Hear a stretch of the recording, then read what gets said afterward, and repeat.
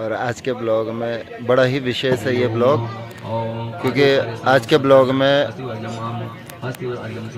जो हमारे सनातन धर्म के स्तंभ हैं, तो ऐसे हमारे परम पूज्य शंकराचार्य जी आज हमारे बीच में पधारेंगे और इसके दर्शन आप भी करना। अभी उनकी तैयारी हो रही है, उनके आगमन की पूरी जोरों से तैयारी हो रही है। तो जुड़े रहना, वीडियो को शेयर ज़रूर करना अच्छी लगे तो। जय जय सीताराम। कुछ ही देर बाद हमारे बीच शंकराचार्य जी रहेंगे, उनका आप लोग दर्शन कीजिएगा, आशीर्वाद प्राप्त कीजिएगा। और बाकी हमारे आचार्य जी बताएंगे। जय श्री कृष्ण, जय माता दी। आज बड़ा ही पावन दिन है कि श्रीमद् देवी भागवत कथा के अंतर्गत लक्ष्य महायज्ञ के अंतर्गत ग्राम सभा खल्ला में मां अनसुईया के पवित्र तपोभूमि में आदि गुरु शंकराचार्य भगवान, जो कि इस समय ज्योतिर्मठ के शंकराचार्य पद पर आसक्त हैं, ऐसे परम विद्वान, परम आदरणीय, परम सम्मानित, परम पूज्य 1008 स्वामी श्री अभिमुक्तेश्वरानंद जी महाराज हमारे मध्य में आ रहे हैं। आज उनका आशीर्वचन हम सभी को प्राप्त होगा और इस ब्लॉग के माध्यम से आप सबको भी भगवान शंकराचार्य की वाणी श्रवण करने को भी मिलेगी और उनका आशीर्वाद भी आपको प्राप्त होगा। तो आप लोग जुड़े रहिए और इसी प्रकार से भगवान शंकराचार्य की वाणी को सुने और इस ब्लॉग को ज़्यादा से ज़्यादा शेयर करें, ज़्यादा से ज़्यादा इसको जो है लाइक करें, कमेंट करें। तो फिर आपको ऐसे ही अच्छे अच्छे वीडियो हमारे गुरुजी हैं श्री मनोज गुरुजी, जो कि इस समय गुरुजी के नाम से पॉपुलर हो चुके हैं। अब इनको मनोज कोई नहीं कहता, कंसेला जी कोई नहीं कहता, अब सब गुरुजी कहते हैं। तो इनके ब्लॉग को आप इसी प्रकार से देखते हैं। मुझे ना, आपको सच बताओ, सबका इतना प्रेम मिलता है, जो मैं चाहता हूँ वो हो जाता है। बड़ा ही सुंदर। तो मैं आपको अभी तैयारी दिखाता हूँ। ये जोरों शोरों से तैयारियाँ चल रही है यहाँ पे।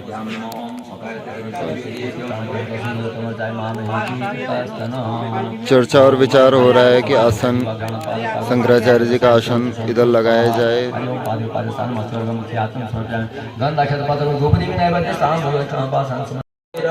अरे बड़े पावन तैयारी चल रही है।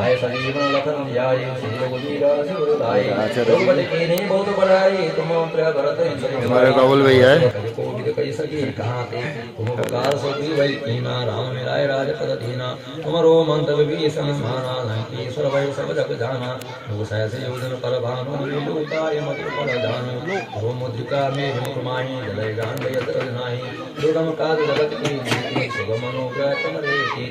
राम द्वारे तुम रखवारे, हो तुम आज्ञा में पैसारे, सब सुख लई तुम्हारी शरणा, तुम रक्षक काहू को डरना।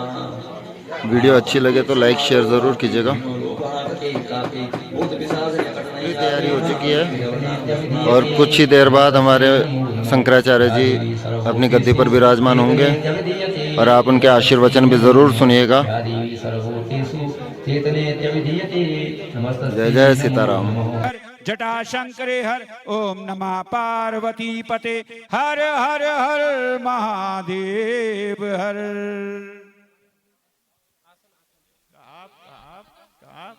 हमारे घर में तो ये समस्या हुई तो हम चले हैं। कहा हमारे यहाँ भी तो यही है, हमारे यहाँ भी तो यही है। कहा चलो अब तीनों मिलकर के चलते हैं। तीनों अनसुईया के कुटिया पे पहुंचे, अत्रि महाराज के आश्रम।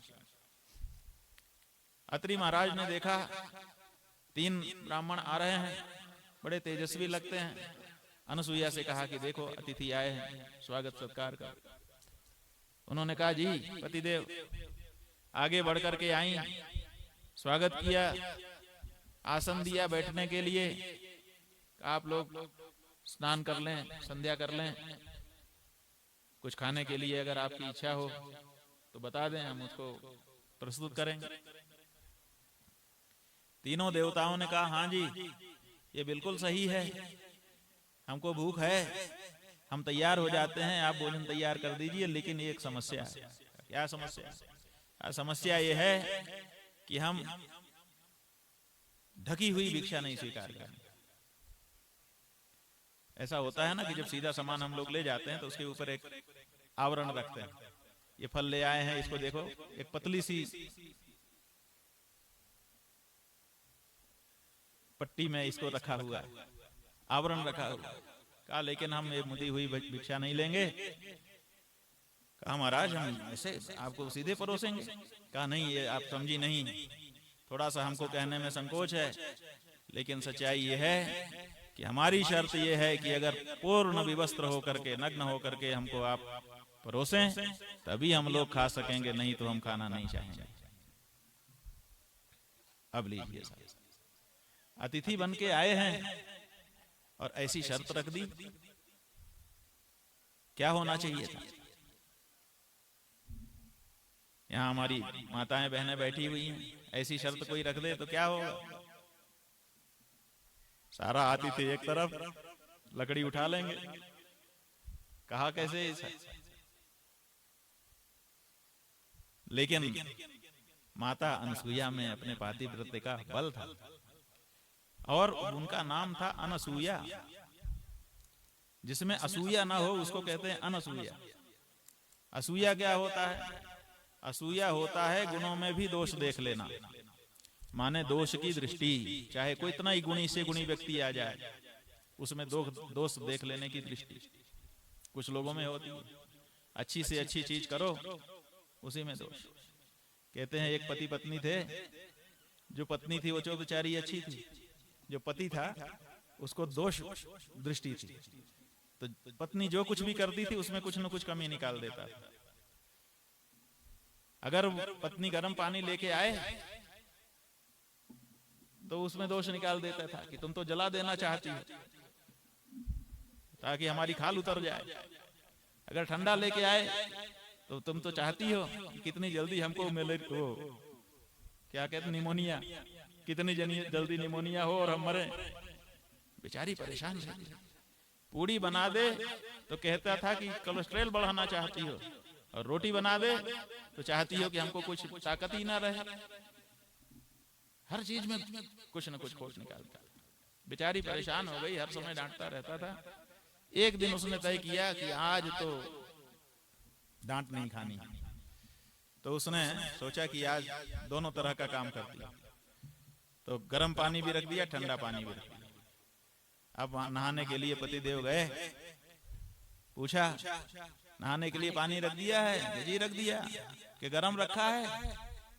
कहा जी गरम भी है। बोले हम तो गरम में नहीं नहाएंगे, हम तो ठंडे में। ठंडा भी रखा। अब पति भी सोचा क्या करें, अब तो डांटने का कोई मौका नहीं। खैर नहा लिया। अब नहा के कपड़ा पहनने का मौका था।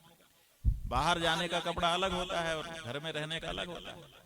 कभी कभी बाहर जाना होता है तो नहा के सीधे लोग बाहर जाने वाला कपड़ा पहन लेते हैं, और कभी घर ही में रहना होता है तो घर वाला पहन लेते हैं।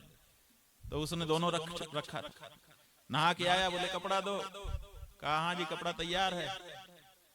बोले कौन सा रखा है, बाहर जाने वाला कि अंदर वाला? बोली दोनों रखा है, जो चाहिए पहन लीजिए। अब पति बहुत परेशान हो गया कि अब इसको किस चीज पे डांटे।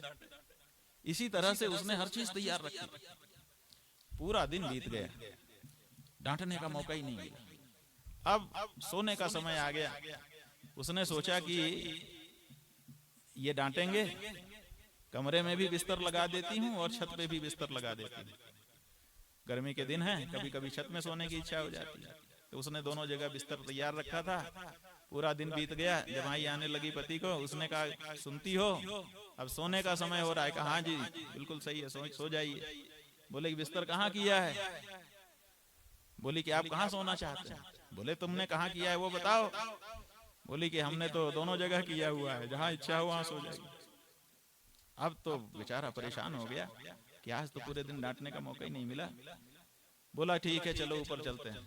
तो ऊपर चले गए। अब जा करके बिस्तर पे लेटा, ऊपर देखने लगा, आकाश एकदम स्वच्छ था। पूछने लगा कि ये क्या है? बोली ये तारागण है। बोली ये सप्तर्षि मंडल है। बोली ये जो बीच में ज्यादा तारे दिखाई दे रहे हैं ये। बोली ये आकाश गंगा है। बोली आकाश गंगा? कि जी आकाश गंगा है, जैसे अपने यहाँ बदरती की गंगा है ऐसे ही आकाश की गंगा। अब उठा और 2 थप्पड़ लगाया। कहा तूने आकाश गंगा के नीचे मेरा बिस्तर लगा दिया ताकि उसी में रात को बह के मर जाऊं। और जब 2 थप्पड़ लगा लिया तब नींद आ गई, सो गई। क्या समझे आप? माने गुण में भी दोष देख लेने की बुद्धि कुछ लोगों की होती है। वो अच्छी चीजों में भी कुछ न कुछ खोट देख ही लेंगे। आप यहाँ यज्ञ कर रहे हैं, आप यहाँ कथा कर रहे हैं, इन्हीं में से कोई होंगे एक आध तो इस गुण से संपन्न होंगे। वो कहीं ना कहीं इसी में कमी निकाल देंगे कि ये कमी थी। तो ऐसी परिस्थिति में ये हमारे अंदर एक दोष है कि हम दोष की दृष्टि रखते हैं। अरे दोष की दृष्टि क्यों रखना है? इस संसार में गुण भी तो हैं, हम गुण क्यों नहीं देखते? हम दोष क्यों देखें? हम चले जा रहे हैं, नाली में कमल खिला हुआ है, तो अब कमल का फूल कितना सुंदर है, हम उसको देखें कि उसके नीचे नाली का बजबजाहट देखें? दोनों देख सकते हैं। ये तो हमारे ऊपर है कि हम क्या देखते हैं। जब जौहरी बाजार से चलता है तो देखता है कितनी सोने चांदी की दुकानें हैं, उनमें क्या क्या शोकेश में रखा है। और जब झाड़ू वाला चलता है तो देखता है कहां कहां कचरा इकट्ठा है। क्यों? क्योंकि दोनों की दृष्टि अलग होती है। तो ऐसे ही हमारे आप में एक असूया, गुणेषु दोषा विष्करणम असूया, गुणों में भी दोष देख लेने की जो प्रवृत्ति है उसी का नाम है असूया। और जिसमें ये ना हो, माने दोष देखने की दृष्टि जिसकी ना हो, हर तरफ जिधर भी देखे गुण ही गुण देखे, दोषों को तिरस्कार कर दे, उसकी आंख दोष देखे ही ना। जैसे एक्सरे वाला जो कैमरा होता है वो बाहर की चमड़ी नहीं देखता, सीधे अंदर की हड्डी देखता है। उसी तरह से जो गुण ही गुण देखता हो, दुर्गुण को ना देखता हो, उस दृष्टि का नाम अनसूया दृष्टि है। उन्होंने नहीं देखा। ये जो प्रस्ताव अभी हमारे सामने आया, उन्होंने इस पर कोई हिचक नहीं दिखाई, कहा ठीक है जी, ऐसा भी हो जाएगा। अब तीनों देवता आपस में एक दूसरे को देखने लगे कि अरे इस पर भी ये तो तैयार हैं, कह रहे हैं पतिव्रता है।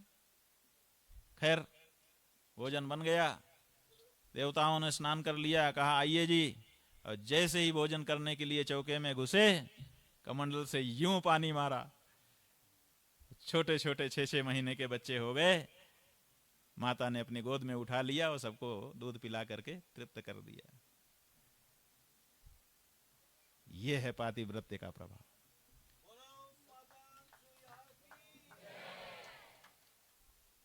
तृप्त भी कर दिया और मर्यादा का भंग भी नहीं होने दिया। इसलिए आप में अगर शक्ति होगी तो उस शक्ति का प्रयोग आप अपने धर्म की रक्षा के लिए कर सकते हैं। ये शक्ति मिलेगी कहां से? धर्म का पालन करने से ही मिलेगी। धर्म का पालन करोगे तो धर्म रक्षा की शक्ति आपकी बढ़ती चली जाएगी। इसलिए जैसे जैसे धर्म पालन आप करते चले जाते हो, वैसे वैसे आपकी धार्मिक आध्यात्मिक शक्ति बढ़ती चली जाती है। आज जो भौतिक शक्ति है वो बढ़ रही है लोगों की।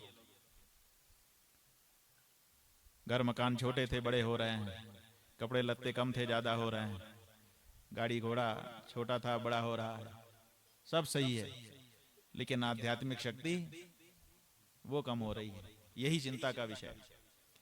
इसलिए हमको रक्षक बनने की जरूरत है। रक्षा करने के लिए हमको शक्ति चाहिए, और शक्ति माता की आराधना से भी हमको मिलेगी और स्वधर्म पालन से भी हमको मिलेगी। अनसुईया माता बताती हैं, अलग से कुछ करने की आवश्यकता नहीं है, स्वधर्म का पालन कर लो, उससे भी तुम शक्तिमान हो जाओगे। आज के ब्लॉग में आपने जगत गुरु शंकराचार्य जी के आशीर्वचन सुने। आज का ब्लॉग यहीं तक, मिलते हैं अगले ब्लॉग में एक नई वीडियो के साथ। तब तक जुड़े रहिए। ब्लॉग पसंद आए तो लाइक शेयर सब्सक्राइब कर देना और जुड़े रहना। जय जय सीताराम। मिलते हैं नेक्स्ट ब्लॉग में। जय जय सीताराम।